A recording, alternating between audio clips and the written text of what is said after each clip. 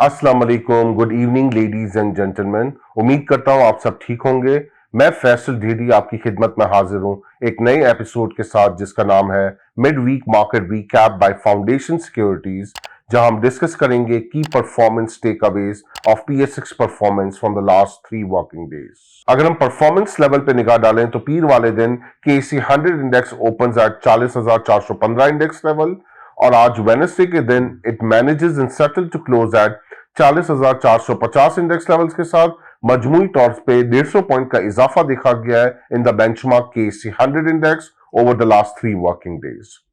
अगर हम liquidity front पे निगाह डालें तो पीर वाले दिन ओवरऑल मजमूई तौर पे KC 100 इंडेक्स में 107 मिलियन शेयर्स का काम देखा गया, फॉलोड बाय ट्यूसडे के दिन 80 मिलियन शेयर्स का काम देखा गया इन बेंचमार्क KC 100 इंडेक्स। और आज वेडनेसडे के दिन कलेक्टिवली बड़े डल वॉल्यूम्स नजर आए through out the trading session और मजमूई तौर पे 60 मिलियन शेयर्स का काम देखा गया इन benchmark KC 100 index, almost down by 25% on day basis. Year 2022 अच्छा साल नहीं रहा PSX के इन्वेस्टर के लिए कलेक्टिवली अगर हम देखें, क्योंकि इसमें इंडेक्स डाउन रहा 9% over year on year basis. और यहां पर हम एक और बात का जायजा लें कि अगर हम 4 से 5 साल कंसेक्यूटिवली PSX के परफॉर्मेंस का जायजा लें तो KC 100 इंडेक्स से जो रिटर्न मिला है वो बेयरली कैप्ट करता है इन्फ्लेशन रेट को भी पाकिस्तान के अंदर, जिसकी वजह से आपका रियल रिटर्न नेगेटिव में रहता है। अब इन्वेस्टर का बहुत सिंपल सा सवाल है और बहुत सारे इन्वेस्टर्स ये सवाल कर रहे हैं कि will 2023 be a good year for the PSX investor,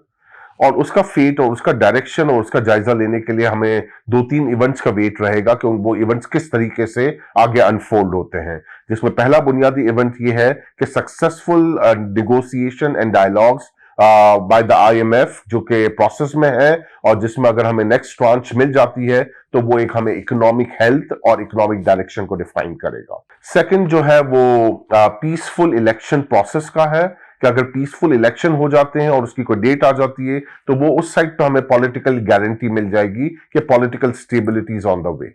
अगर ये दो इकदाम हो जाते हैं तो काफी इन्वेस्टर को ये अभाम क्लियर हो जाएगा कि जी ये दो जो एरियाज हैं जो बहुत अनसर्टेन और बहुत वॉलेटाइल हुए हैं उसमें थोड़ा कंफर्ट जोन आ जाएगा, और यहाँ एक फिर नई पीस ऑफ लिक्विडिटी हम देख पाएंगे इन्वेस्टर की तरफ से जो इस वक्त एक हॉल्टेड सिचुएशन के अंदर है।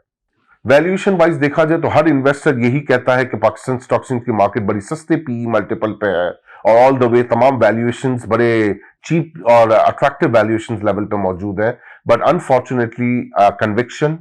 गवर्नेंस, पॉलिटिक्स और इकोनॉमिक्स ये वो एरियाज हैं जहां पर कॉन्फिडेंस अभी नहीं आ पा रहा और इन्वेस्टर बहुत इनडिसेसिव हो रहा है इस वक्त। No doubt, Pakistan is passing through a very tough time in its history so far, जो बहुत ज्यादा कपल्ड है पॉलिटिकली भी as well as economic side के ऊपर भी, जिसमें अगर हम बात करें तो इस बार पहली दफा हिस्ट्री के अंदर ऐसा रहा है कि आपका जो गैप फाइनेंसिंग गैप है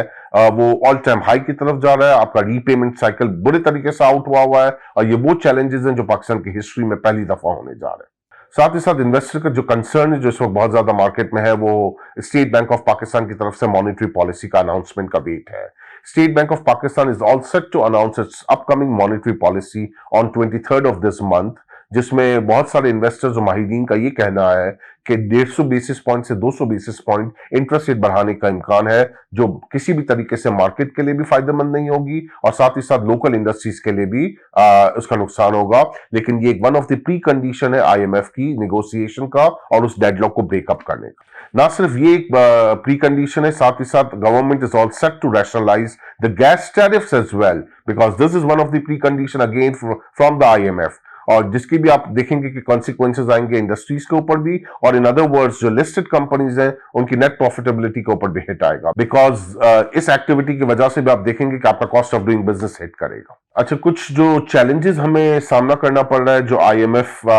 के कंसर्न्स हैं, जो IMF चाहता है कि आपके इंटरनल चैलेंजेस को भी एड्रेस करें, और एक्सटर्नल चैलेंजेस तो खैर हम सब के हाथ में नहीं होते। तो जो इस वक्त हमारे इंटरनल चैलेंजेस जो हमें बहुत ज्यादा हिट कर रहे हैं वो हायर इन्फ्लेशन रीडिंग्स, जो CPI के नंबर्स हम देख रहे हैं कि हर गुजरता महीना हमें एक नए नंबर्स की तरफ लेके जा रहा है, ऑल टाइम हाई की तरफ ही हम जाते जा रहे हैं। फिर regime of high interest rates जो कि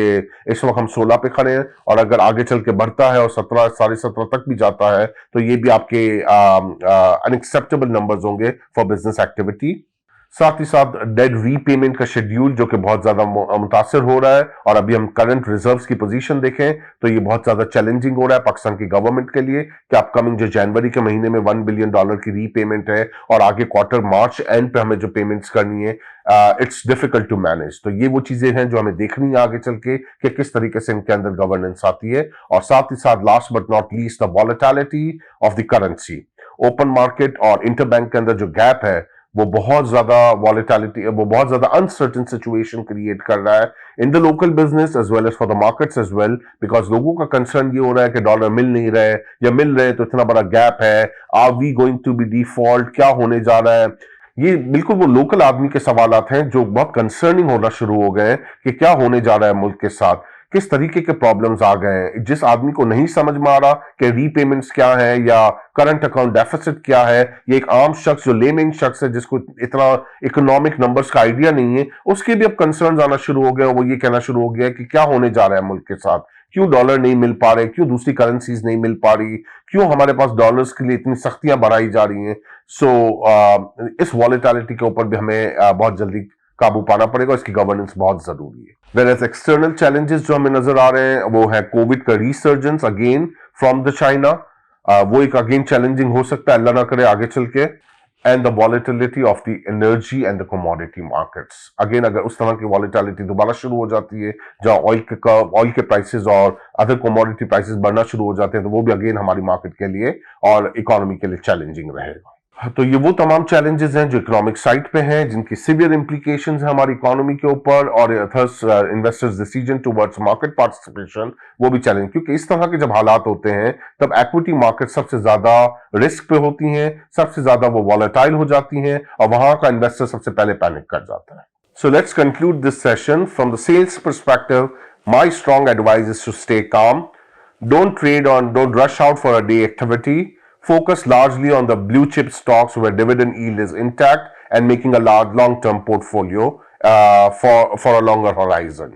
Please share your valuable feedback at info@fs.com.pk. Your valuable feedback is at most important to us. Till then, I Faisal Dhedi signing off. Take good care of yourself and your investment too. Have a pleasant evening. Goodbye.